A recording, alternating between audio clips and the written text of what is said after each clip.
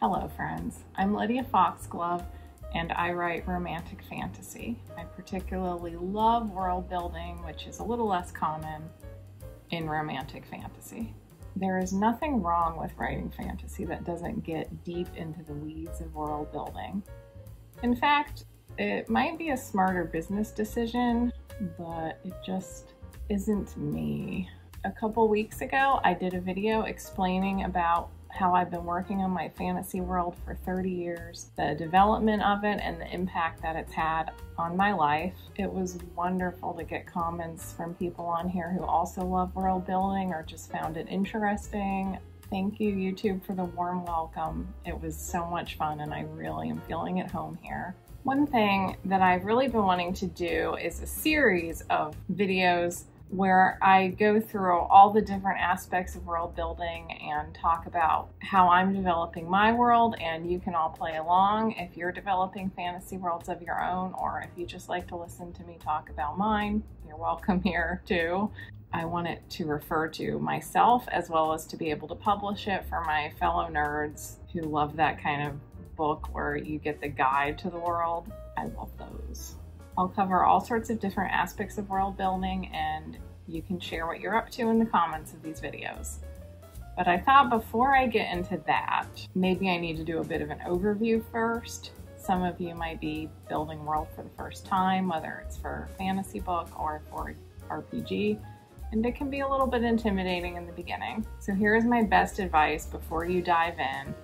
Consider what type of world builder you are, because you are trying to build an entire world, and the first thing that you have to remember is that you can't. You are not a god.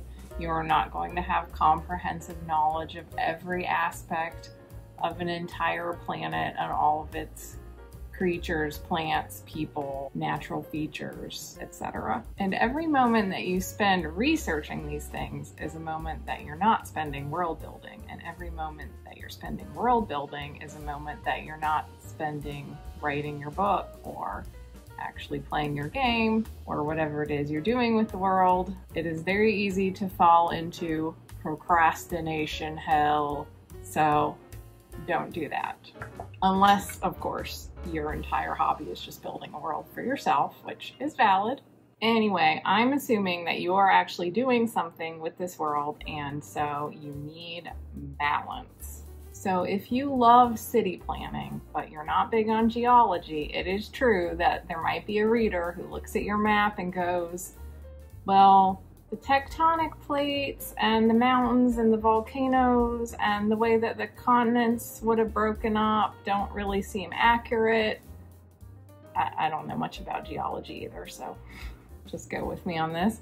You might get that, but you have to immediately let go of the idea that everything is going to be developed in excruciating and accurate detail. So before you begin, I would take note of things that you are already knowledgeable about or that you want to learn more about. I would also take note of what things are the opposite, and I would make sure those are not the focus of any story or game that I'm working on. For example, if you love magical creatures and you're not very interested in fashion, then you might just want to put all your characters in standard medieval garb and put all your focus on making some really interesting creatures that your characters can interact with. If it's the opposite for you, then you want your characters to just be riding horses and having pet dogs. You are thinking about things like, what is their ceremonial garb? What are the garbs of different cultures? What colors mean what a person's clothing would tell you about them. And it is totally fine to check out on aspects of world building. It is exhausting for your readers if every single thing is hitting unfamiliar notes and they're getting a lot of information about every little thing and how it works. Sometimes you just want to enjoy the story and not encounter a lot of unfamiliar ideas. The story can get very bogged down, so you want your world building to add richness and complement your story and characters, and nothing more. Well, maybe a little bit more, but here are the types that I can think of, and if you can think of any more, let me know. Number 1, the scientist. Oh, hello there. I didn't see you. I was so busy studying the edible plants that I want my characters to have to forage on their dangerous journey to the capital. And I'm thinking in my world, violets will be telepathic, just to add a little interest. One tends to focus on plants, animals, and creatures of the world. The other one is thinking more about the landscape and the logistics of the world map, the weather, the constellations, more of the environment that the characters are going to interact with.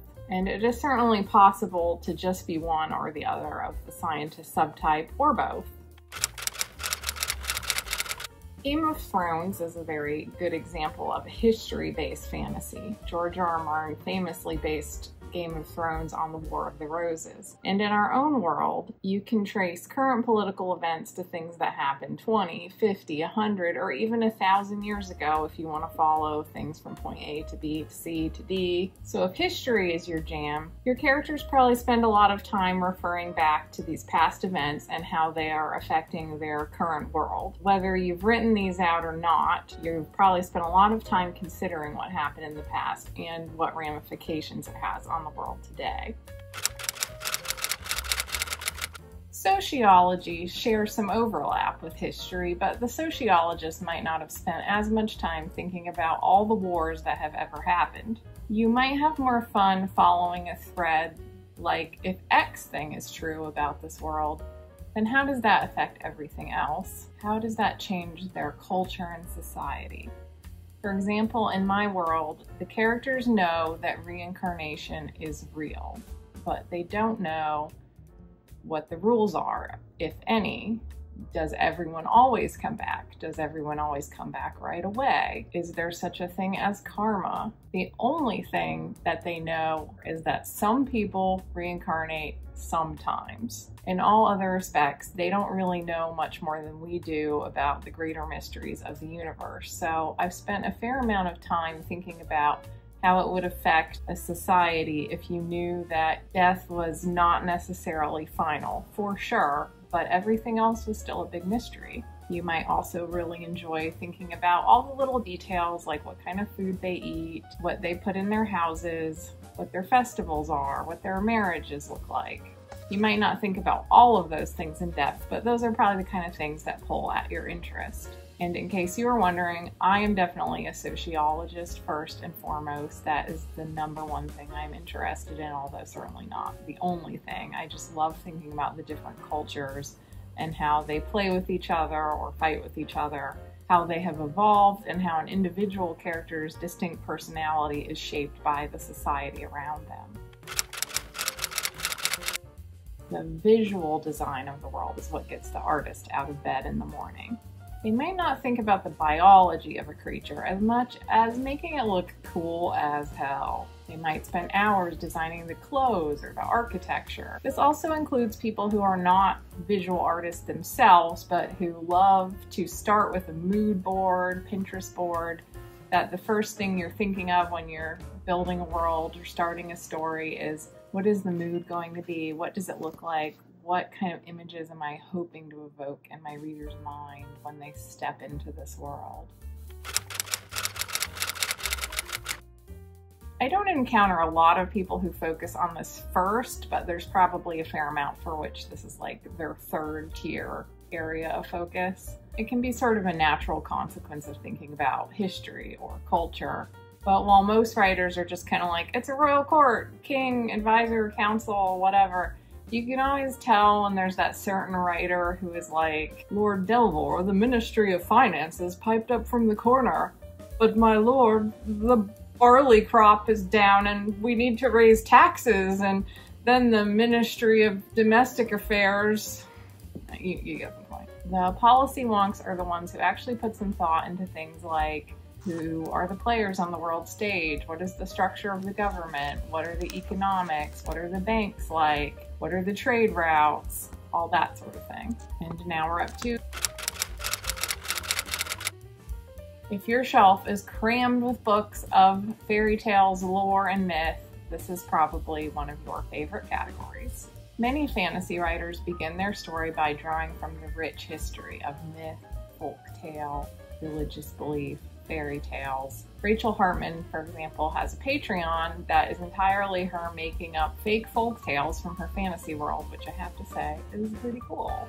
Folklore might be the primary influence on the creatures of your world, such as books with many different kinds of fae. Or you might hinge plots on a sleeping hero who has been resting inside a mountain and legends have built up around him for generations. Religious beliefs are also likely to entwine with myth and lore, and you might have put some thought into whether the characters' religious beliefs are serious matter, that they are fervent believers, whether they just leave out some little offerings, more superstitious, or whether it's just kind of a story. And also whether any of these gods or spirits are real and interact with your characters. By the way, we're all nerds. I just couldn't think of a better phrase for the mechanics part than nerds. Like mechanist? No, see, that sounds like you're just into machines. I think the two most popular categories in the mechanics nerds are linguistics and magic systems, although feel free to mention if you think of any more. I guess you might also include like the weapons people who know a lot about weaponry and like to get into designing weapons or fighting styles, things like that. There might not be much overlap between the language nerds and the magic system nerds, but either way, this is the category where you're probably spending like the most time compared to what actually goes in the book. At least I know for my language, I love having a made-up language. When I come up with a name, I can just look at the dictionary and kind of get inspired by the words I've already invented and the names I've already used, and kind of that way they're cohesive. And if you've been paying attention, you'll notice that certain characters have repeated aspects to their names.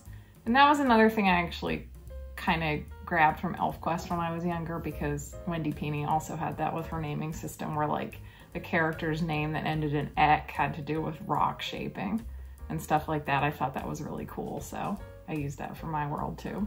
But it is a very self-indulgent exercise for the most part. I've spent way more hours on it than anyone is ever going to know or care about. And magic systems might be kind of the same depending on how deeply you want to get into it. If you start coming up with spells and ways to make potions and things like that. I've always thought that would be really fun to actually like write a potions book, but you know, there's only so much time in a life.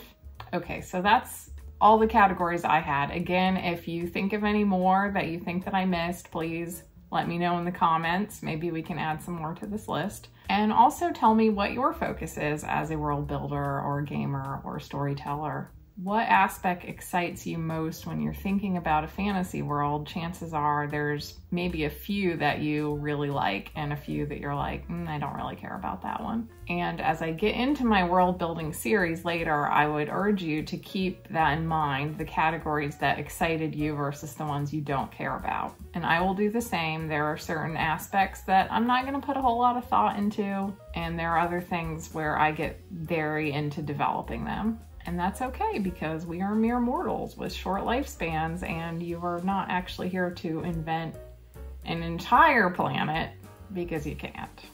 But you can make something really cool nevertheless.